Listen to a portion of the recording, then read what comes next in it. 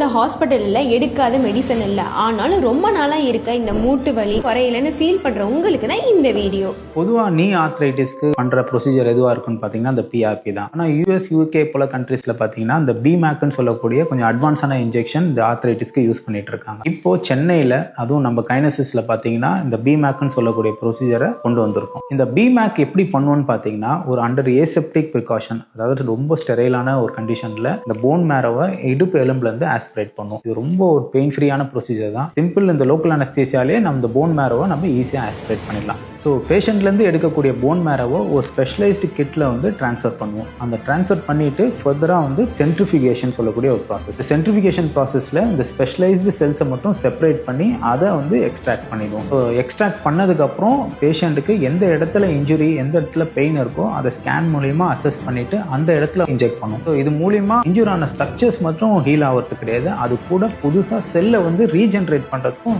ரொம்ப ஹெல்ப்ஃபுல்லாக இருக்கும். ஸோ இந்த பிமேக் இன்ஜெக்ஷன் போட்டதுக்கப்புறம் வித்தின் ஃபியூ டேஸ்லேயே பார்த்தீங்கன்னா அவங்களோட பெயின் கிராஜுவலாக சப்சைட் ஆக ஆரம்பிக்கும். அது கூடவே அவங்க ரீஹாபிலிட்டேஷனும் சேர்த்து பண்ணும் போது அவங்களோட டெய்லி ஆக்டிவிட்டீஸ் கூட பெயின் ஃப்ரீயாக அவங்களால ஈஸியாக பண்ண முடியும். ஸோ இது ஒரு மைனர் ப்ரொசீஜர் தான். இதில் வந்து தங்கி இருந்து பார்க்கணும்னு அவசியம் கிடையாது. ஈவன் ஆஃப்டர் ப்ரொசீஜர் கூட வித்தின் ½ hour அவங்க டிஸ்சார்ஜ் ஆகி அவங்களோட டே டு டே ஆக்டிவிட்டீஸை தாராளமாக ரிசீவ் பண்ணிக்கலாம்.